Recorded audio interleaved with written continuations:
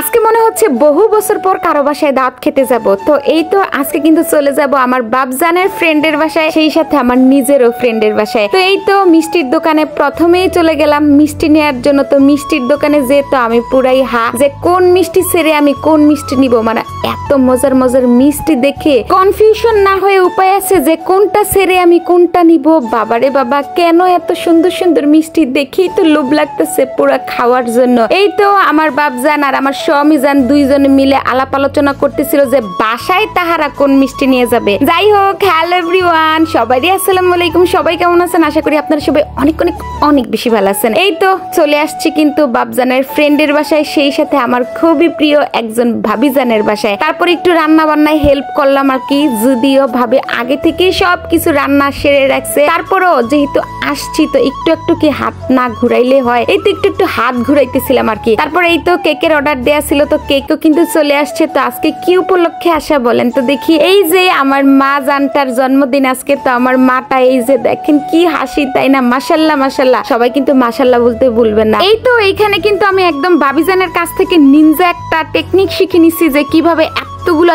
লুচি বানানো যায় একদম অল্প সময়ের মধ্যে। আমি তো গোল গোল করে লুচি বানাই, আর গোল গোল করে লুচি বানাতে গেলে সারাদিন লেগে যায়। আর এইভাবে গোল একটা রুটি কেটে এইভাবে যদি বানানো হয় তাহলে তো অল্প সময়ের মধ্যে একদম এতগুলো লুচি বানানো যায়। আজকে কিন্তু আপনাদেরকেও দেখিয়ে দিলাম কিভাবে নিনজার টেকনিকে লুচি বানানো যায়। লুচিগুলো দেখতে যেমন হয়েছে, খেতে কিন্তু তার থেকেও বেশি মজা হয়েছে। যাই হোক, এখন কিন্তু চলে আসছি বাচ্চা পার্টির এইখানে দেখার জন্য যে তাহারা কি করতেছে, কারণ তাদের সাথে তো আবার ঠিক ঠিকানা নাই, কখন আবার লেগে যাবে একজন আরেকজনের সাথে। এই তো দেখেন মাটা যে কি খুশি, একদম পুরা খুশিতে নাচো নাচো করতেছে। সবাই কিন্তু আজকে দোয়া করবেন রাহার জন্য, কারণ রাহার কিন্তু 1 বছর হয়েছে। তো সেই উপলক্ষে আর কি সবাই একসাথে হওয়া, আর বিশেষ করে বাচ্চাদের জন্যই আসলে সবাই একসাথে হওয়া, কারণ বাচ্চাদের খুশি দেখলে কিন্তু আমরা নিজেরা আর কি আমরা মায়েরা অনেক বেশি খুশি হয়ে যাই। আর দিন শেষে কিন্তু সবকিছু আসলে বাচ্চাদের জন্যই করা। তো আমরা সবাই হাততালি দিয়ে রাহাকে খুশি করার চেষ্টা করতেছিলাম, কারণ আমরা কিন্তু মনে মনে ভয়ও পাচ্ছিলাম যে কখন না জানি আবার রাহামণি কান্নাকাটি শুরু করে দেয়, কারণ যেহেতু তার 1 বছর, তো সে তো এখনো ওইভাবে কোনো কিছু বুঝে না। বাচ্চারা কিন্তু বেশিরভাগই দেখা যায় 1 বছরের বার্থডে সময়